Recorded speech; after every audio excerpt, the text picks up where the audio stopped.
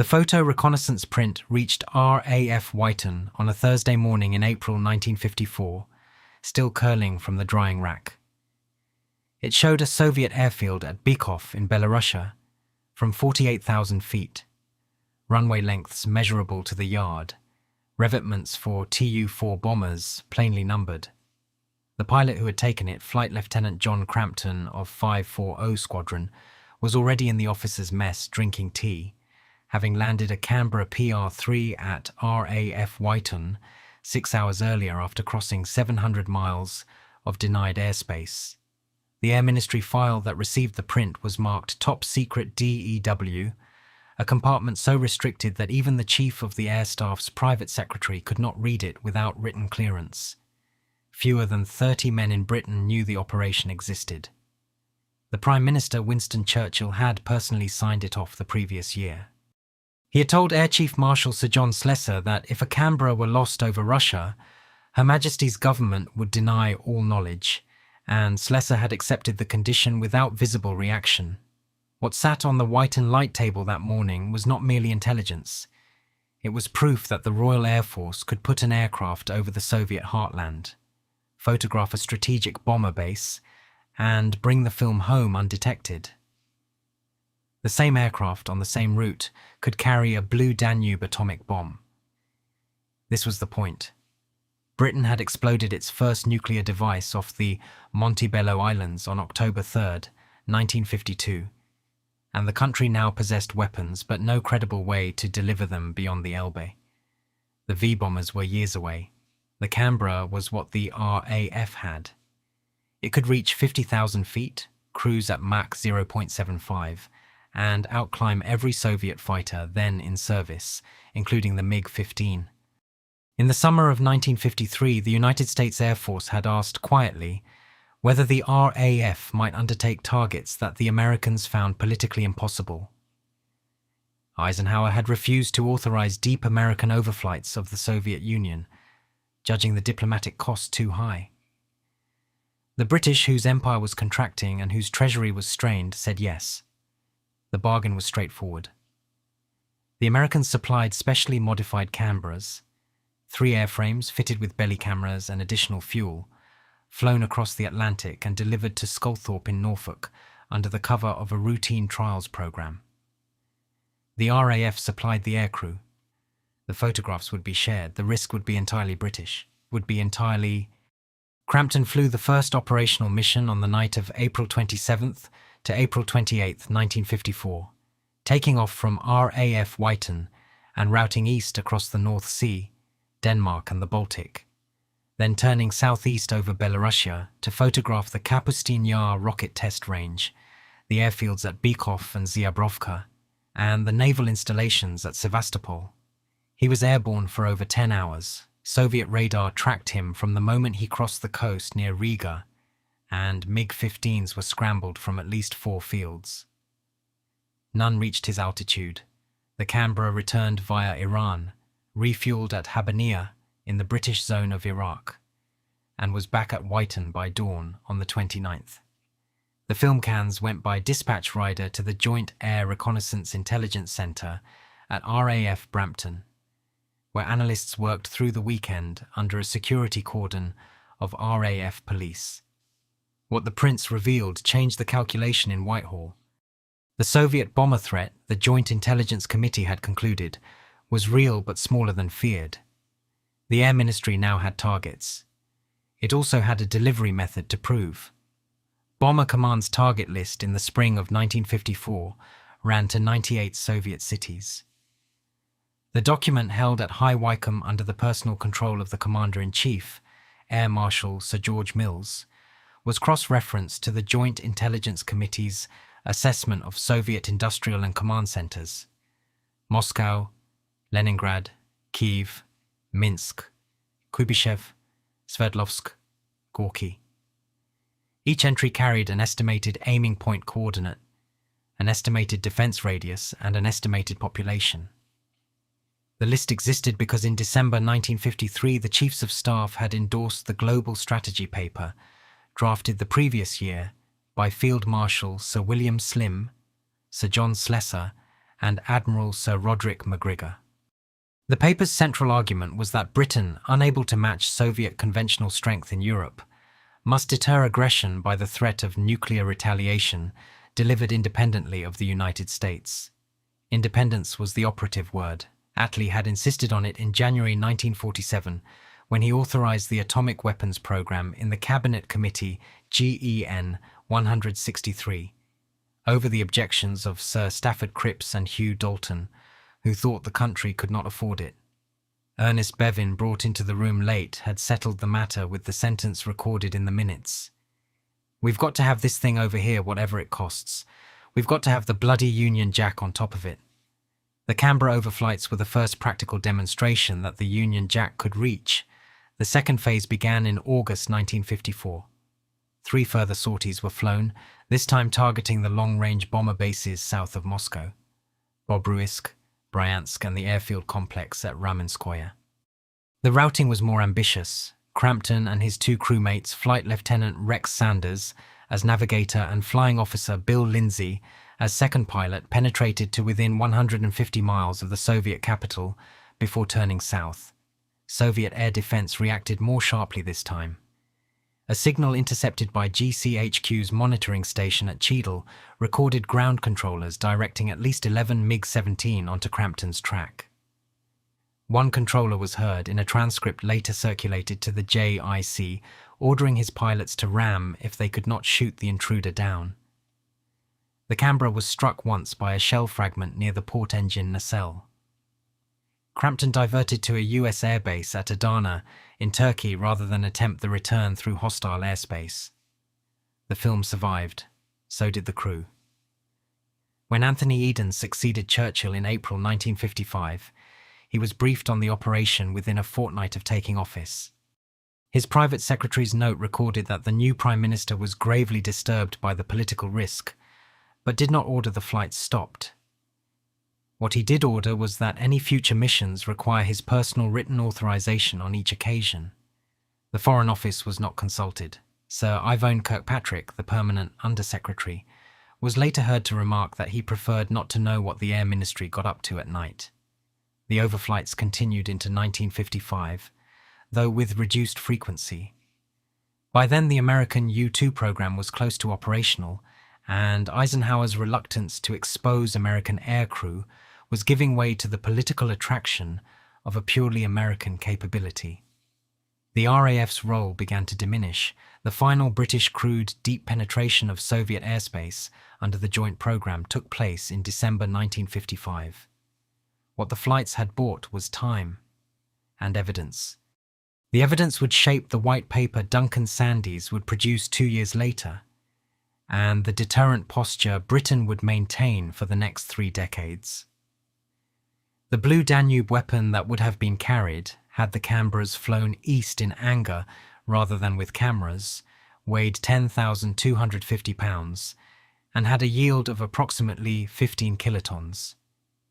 It was assembled at the Royal Ordnance Factory at Burgfield in Berkshire, transported by unmarked lorry to RAF Wittering, and stored in bunkers guarded by RAF regiment gunners, with orders to shoot on unauthorized approach.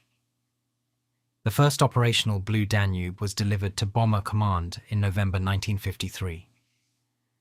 By the end of 1955 there were 20. The bomb bay of the Canberra B-6 had been modified to accept the shape, though the delivery profile would have been marginal. A laydown release from low level, with the aircraft turning away hard and running for the Baltic coast, hoping the shockwave and the fireball did not catch it. Nobody in the Air Ministry believed all the crews would return.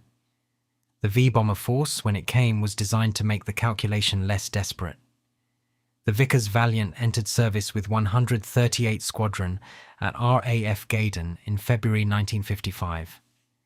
The Avro Vulcan followed in May 1956, and the Handley Page Victor in April 1958. The 3 types together constituted the largest independent strategic bomber force outside the United States and the Soviet Union. Each was designed to a specification, B.35/46, issued by the Air Ministry in January 1947. The same month, Attlee's cabinet committee had authorized the bomb itself. The specification demanded a range of 3,500 nautical miles, a cruising altitude above 50,000 feet, and the ability to carry a 10,000-pound weapon. Handley Page's design, with its crescent wing, achieved 55,000 feet on early trials. The Vulcan, with its enormous delta, could outturn most fighters at altitude. What Bomber Command now possessed was the technical means to deliver against the target list the Canberras had helped to build. The photographs from the 1954 overflights, cross-referenced with material from the American U-2 flights that began in July 1956, gave the Joint Intelligence Committee its first reliable picture of Soviet strategic dispositions. The JIC's assessment, JIC 5680, circulated to the Cabinet Defense Committee in November of that year, concluded that the Soviet Union possessed fewer long-range bombers than had been assumed and that its air defense system, while dense over the western approaches, thinned markedly beyond the Volga. The corollary was that a V-bomber force approaching from unexpected axes over the Arctic or through Turkish airspace had a plausible chance of reaching its targets. Duncan Sandys became Minister of Defense in January 1957. His white paper, published on April 4, 1957, redirected British defence spending away from manned fighters and towards ballistic missiles and the strategic deterrent. Fighter command was to be reduced. The Blue Streak medium-range ballistic missile would replace the V-bombers by the mid-1960s. National service would end. The paper was in effect an argument that the deterrent worked and that the country could not afford to pay twice for defence. It reflected the confidence the overflights had helped to instill. The confidence was tested within the year. On October 4, 1957, the Soviet Union launched Sputnik. The satellite was harmless in itself. What it demonstrated was the R-7 rocket that had lifted it, a booster with enough thrust to deliver a hydrogen bomb to any city in Britain in under half an hour. The V-bomber force and the target list it existed to service now had a countdown running against it. Harold Macmillan met Dwight Eisenhower at Bermuda in March 1957. The two men had known each other since North Africa in 1942. What Macmillan wanted was the restoration of nuclear cooperation that the McMahon Act of 1946 had severed. What he offered was British basing for American Thor intermediate-range ballistic missiles, 60 of them, to be deployed on RAF airfields across East Anglia and the East Midlands under a dual-key arrangement. The agreement was signed on March 24th. The first Thor arrived at RAF Feltwell in September 1958. By the end of 1959, 20 squadrons were operational at 15 bases, from North Luffenham in Rutland to Bardney in Lincolnshire. The missiles were American-owned and American warheaded, but launch required the turn of two keys, one American, one RAF, which meant that in practice neither party could fire without the other's consent. It was the closest arrangement to shared nuclear command that has ever existed between two sovereign states. Macmillan understood the price. The Thor bases made Britain a nuclear target in a way that Blue Danube and the V-bombers had not. Because they were fixed, known to Soviet intelligence within weeks of installation, and impossible to conceal. GCHQ intercepts collected at Scarborough in November 1958 confirmed that the Soviet General Staff had assigned specific R-12 missile regiments to each Thor site. The trade-off was information. Under the amended 1958 US-UK Mutual Defence Agreement, signed on July 3rd, Britain received warhead design data, weapons-grade uranium, and access to American testing at the Nevada site. Sir William Penny, who had led the British bomb programme since 1947, called the agreement the most valuable single piece of diplomacy in his professional lifetime. It ended the isolation Attlee's cabinet had feared and Bevin had refused to accept. The V-bombers were now in a position to be armed with British-designed but American-informed thermonuclear weapons. Yellow Sun. Mark II, entering service in 1961, had a yield of 1.1 megatons. The target list at High Wycombe was revised. 98 cities became 69 cities, 16 bomber bases, 6 naval bases, and 8 command bunkers. Sir Kenneth Cross, Commander-in-Chief of Bomber Command from 1959, held the list in a locked safe in his office at NAFIL. His deputy, Air Vice Marshal Michael Beetham, later recalled that Cross would occasionally take the list out and read through it slowly, saying nothing. The Blue Streak missile on which the Sandys white paper had rested was cancelled on April 13, 1960. Development costs had run to £84 million and were rising. Its liquid-fueled propulsion required 15 minutes to prepare for launch, by which time Soviet ICBMs, the calculation now assumed, would have destroyed it in its silo. Macmillan turned to the Americans again. The replacement was to be Skybolt, an air-launched ballistic missile that would extend the life of the V-bomber force by allowing it to fire from standoff range. Eisenhower agreed at Camp David in March 1960. Macmillan flew home believing the deterrent was secure for another decade. Skybolt was cancelled by Robert McNamara in November 1962, at the height of the Cuban Missile Crisis and without prior consultation with London. Macmillan flew to Nassau in December to meet Kennedy. What emerged from 4 days of negotiation was the Polaris sales agreement, signed on April 6, 1963. The United States would supply Britain with Polaris A 3 submarine-launched ballistic missiles into which Britain would fit its own warheads. The V-bomber's primacy was ending. The 4 Resolution-class submarines that would carry Polaris were already under construction at Vickers Barrow. What the Canberras had begun, proof that Britain could reach, was passing to a different service. HMS Resolution slipped from Vickers Armstrong's yard at Barrow-in-Furness on September 15, 1966. Her commanding officer, Commander Michael Henry, walked the length of the missile compartment at commissioning and counted the 16 launch tubes twice. Each would receive a Polaris A3 with 3 re-entry vehicles, each vehicle carrying a British-designed warhead of approximately 200 kilotons. The total throw weight of a single boat was greater than everything Bomber Command had held in its safes throughout the 1950s. Resolution sailed for her first deterrent patrol from Faslane on June 15, 1968. From that day forward, and continuously ever since, at least one British ballistic missile submarine has been at sea, submerged, target coordinates loaded, waiting. The transfer of the deterrent from the Royal Air Force to the Royal Navy was completed on June 30, 1969. Dennis Healey, Defence Secretary in Harold Wilson's government, signed the transfer document at 09:15 that morning at the Ministry of Defence in Whitehall.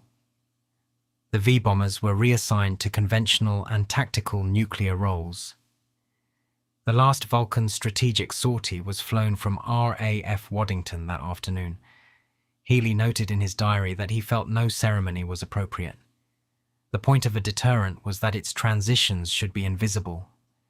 The submarines patrolled from Faslane on the Clyde, a base chosen in 1961 after a joint Admiralty RAF survey had eliminated Milford Haven, Devonport and Rosyth on grounds of geography, water depth, or proximity to Soviet electronic intelligence collection. Faslane offered a 15-minute run to deep water and a hinterland, Loch Long, the Rue Narrows, that could be swept for hostile submarines by the P1127 Kestrel, and later the Nimrod MR1 of Coastal Command, retitled 18 Group. The warheads for Polaris were designed and built at the Atomic Weapons Research Establishment at Aldermaston.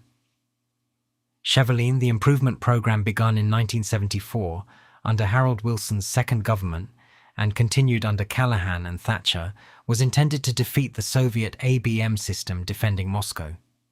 The Galosh interceptors deployed in a ring around the city from 1968. Chevaline replaced the 3 re-entry vehicles with 2, added penetration aids and decoys, and manoeuvred the warheads during re-entry. The program cost approximately £1 billion in the money of the day, and was concealed within the defence budget as improvements to Polaris. Parliament was not informed of its true scale until January 1980, when Francis Pym, Thatcher's defence secretary, made a statement to the House of Commons. The concealment across 3 administrations of both parties was one of the longest sustained secrets in post-war British government. What Chevaline preserved was independence. The specific technical argument made by Sir Ronald Mason as Chief Scientific Advisor to the MOD and endorsed by the Joint Intelligence Committee in JIC 7512 was that the Moscow criterion, the ability to destroy the Soviet capital independently of American decision, required a warhead system that could defeat Galosh. Without Chevaline, the British deterrent would be effective only if the Americans acted first. With it, Britain retained the capacity Bevin had insisted on in 1947 and Macmillan had preserved at Nassau. The 4 submarines, Resolution, Repulse, Renown and Revenge, maintained the patrol cycle throughout the 1970s and 1980s. Their existence was known. Their locations were not. On average, a Polaris boat spent 60 days submerged per patrol, communicated only through very low-frequency signals received from the transmitter at Criggion in Shropshire and never surfaced except in extremity. The men aboard, approximately 143 per crew, 2 crews per submarine, knew that if the order came from northward and the authentication codes matched, they were to open the safe in the captain's cabin and read the letter of last resort. The letter of last resort was written in longhand by each incoming Prime Minister within days of taking office. It was sealed in an envelope and placed in an inner safe within an outer safe aboard each of the 4 Polaris submarines. It contained the Prime Minister's personal instructions to the commanding officer in the event that the British government had ceased to exist, that London had been destroyed, that no further orders would be forthcoming from northward, that the deterrent had failed. The 4 options traditionally understood to have been available were: retaliate, do not retaliate, use your own judgment, or place the submarine under the command of an Allied navy, generally the United States or Australia. What each Prime Minister actually wrote has never been disclosed. The letters were destroyed unopened at the end of each premiership. The mechanism was designed by Sir Solly Zuckerman, Chief Scientific Advisor to the government from 1964, in consultation with the Cabinet Secretary Sir Burke Trend. The problem it addressed was specific.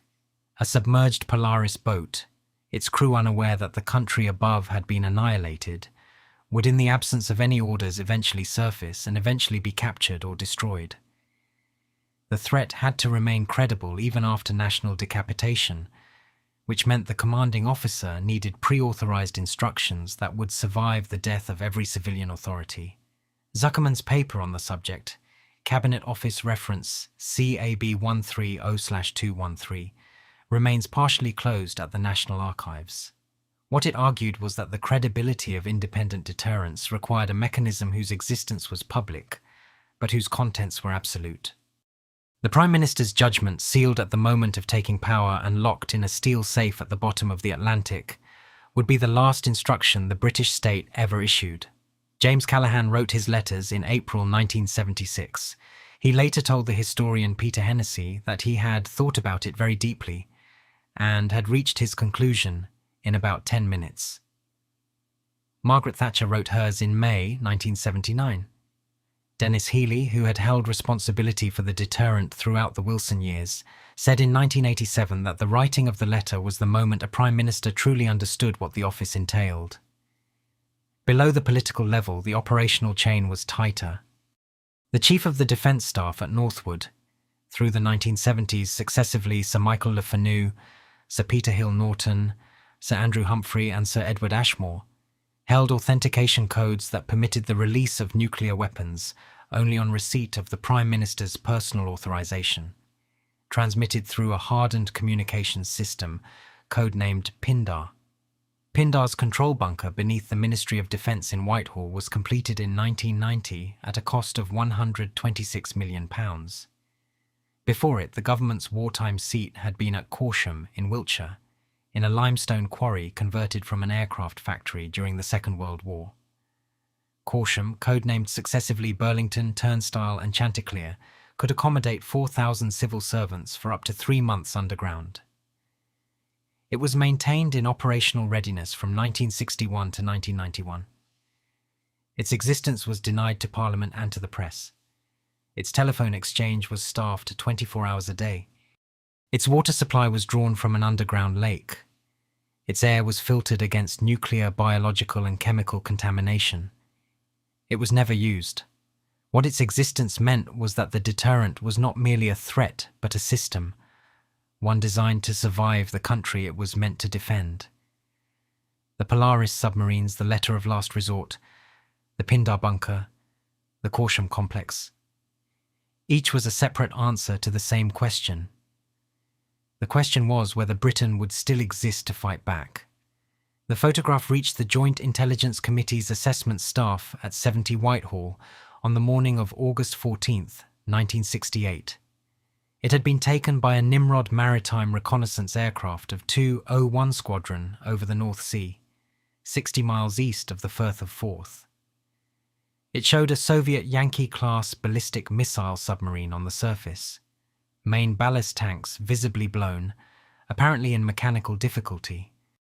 The submarine carried 16 R-27 missiles, each with a single 1 megaton warhead and a nominal range that placed London, Birmingham, and the Clyde within its patrol arc. What the photograph meant was that Soviet strategic submarines were now operating in British home waters, and that the geometry of deterrence had shifted decisively closer to the coast. The response was already prepared. Since 1962, the Royal Navy had maintained an anti-submarine barrier across the Greenland-Iceland-UK gap, using Nimrod aircraft operating from Kinloss, Northumbrian-based Vulcans reconfigured for maritime radar reconnaissance, and hunter-killer submarines of the Valiant and Churchill classes. The barrier was directed from northward by Commander Task Force 345, a permanent NATO command held by a British flag officer. GCHQ's outstation at Culmhead in Somerset intercepted Soviet naval signals traffic. The security service MI5 ran counterintelligence operations against the Soviet naval attaché in London, whose staff at the embassy in Kensington Palace Gardens had grown from 4 in 1960 to 11 by 1968. Sir Dick White had left the chief's chair at SYS in 1968 to become coordinator of intelligence and security in the Cabinet Office. He had been the only man to have led both MI5 and MI6. His last major paper before leaving the chief's chair, JIC 6841, argued that Soviet naval expansion under Admiral Sergei Gorshkov represented a strategic shift comparable in gravity to the acquisition of nuclear weapons 2 decades earlier. What Gorshkov intended, White wrote, was to transform the Soviet Navy from a coastal defense force into a global instrument, capable of contesting NATO's control of the sea lanes on which the resupply of Europe depended.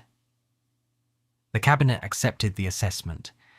Defense Review White Papers in 1974 and 1975, produced under Roy Mason as Secretary of State for Defense, protected the naval anti-submarine budget while cutting the Army of the Rhine's manpower and abandoning the carrier program. The strategic calculation was that a Soviet strike against Britain would in the first instance come from the sea, and that the country's survival depended on knowing where every Soviet submarine was, every hour of every day. The 1970s were the decade of the trawlers. Soviet fishing vessels operating off the butt of Lewis and the Faro Bank were, in perhaps 30% of cases, intelligence collection platforms carrying signals, interception equipment, and, occasionally, hydrophone arrays. The Royal Navy's Northern Fleet auxiliary vessels shadowed them. Confrontations were routine but never fatal. In September 1976, an armed boarding party from HMS Zulu intercepted the trawler Reductor 40 miles northwest of Cape Wrath and photographed her signals aerials before allowing her to depart. The photographs went to GCHQ. Their meaning, decoded by the Soviet analysis section at Cheltenham, was that Reductor had been fitted with a receiver capable of monitoring VLF transmissions to Polaris submarines. The Soviets were listening for northward signals in the hope of estimating the number of British boats at sea. What the JIC concluded was that they could not, in fact, decrypt the traffic, Chevaline's authentication codes were secure, but they could count transmissions. The traffic pattern itself was intelligence. From that point, Northwood adjusted its transmission schedule to include deception traffic, dummy signals to imaginary submarines so that Soviet analysts could never be certain how many boats were actually beneath the North Atlantic. The technique was still in use when the Berlin Wall came down. Margaret Thatcher stood in the Great Court of the MOD main building on November 15, 1990, and read a paper prepared for her by the Chief of the Defence Staff, Sir David Craig. The paper concerned the future of Trident, the successor to Polaris, whose first submarine, HMS Vanguard, was under construction at Barrow and would enter service in 1993. It also concerned the disposition of the 4 Polaris boats as they entered their final years. Thatcher had authorised Trident's purchase in July 1980, signing the exchange of letters with Jimmy Carter at Camp David and confirming the arrangement with Ronald Reagan at the Nassau Conference in March 1982. The cost, then estimated at £5 billion, would rise to £12 billion by the end of the programme. Her cabinet had not been formally consulted before the decision. The reasoning that followed was the same as Attlee's, Macmillan's and Wilson's before her. An independent deterrent had to be credible to be independent, and credibility required successor technology as Polaris obsolesced. What was different by November 1990 was the enemy. Mikhail Gorbachev had signed the Intermediate Range Nuclear Forces Treaty in December 1987, eliminating an entire class of weapons. The Berlin Wall had opened in November 1989. The Warsaw Pact would formally dissolve in July 1991. The Soviet Union itself, by the moment Thatcher was reading Craig's paper, was in the final stages of dismemberment. The target list at Northwood, descended by direct lineage from the 98 cities of the Bomber Command safe in 1954, was being revised for the 5th time in a decade. Whom precisely was the deterrent now aimed at? The paper Craig had prepared did not answer the question. It could not. The last Polaris patrol under wholly Cold War conditions was conducted by HMS Repulse between May and July 1991. Her commanding officer, Commander Nigel Essenhigh, later a First Sea Lord, signed the patrol report at Faslane on July 24th. It ran to 38 pages. It recorded no Soviet contact of significance. The submarine had spent 63 days submerged, transiting patrol boxes northwest of the Shetlands and west of the Rockall Bank, receiving her VLF traffic from Criggion at scheduled intervals, hearing nothing that required a response. Repulse surfaced off the Clyde on the morning of July 24th, 1991, in patchy cloud and a moderate swell. Her crew were bussed to the Faslane wardroom for a debrief conducted by the flag officer submarines. What Essenhigh's report did not record, because it was not the business of a submarine captain to record it, was that the strategic environment for which his submarine had been designed had ceased to exist during the patrol itself. On August 19, 1991, hardline elements of the Soviet Communist Party had attempted a coup against Gorbachev. The coup failed within 72 hours. By December 1991, the Soviet Union no longer existed. The Canberra photographs taken from 48,000 feet in 1954 had been of a country. The country had gone. What the RAF crews of 540 Squadron had proved 37 years earlier. That Britain could reach, that Britain could deliver, that Britain could deter, had contributed in ways the historians would spend decades trying to measure, to an outcome whose exact British share nobody was ever quite able to calculate. The papers went into boxes, the boxes went to queue, some remained closed. The letter of last resort that Thatcher had written in May 1979, and the letters John Major had written on succeeding her in November 1990 were destroyed unopened. What they had said only 2 women and 1 man had ever known, and none of them would say.